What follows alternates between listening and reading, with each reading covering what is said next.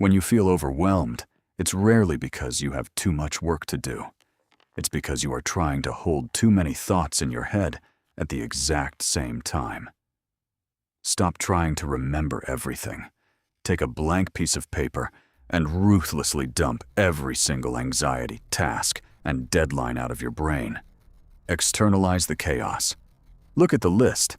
Separate what you can control right now from what you can't. Cross out the noise, circle the immediate priority, and ignore the rest. Your brain is a processor, not a storage unit. When you give it a single, clear objective, it functions beautifully. Give yourself permission to do just one thing.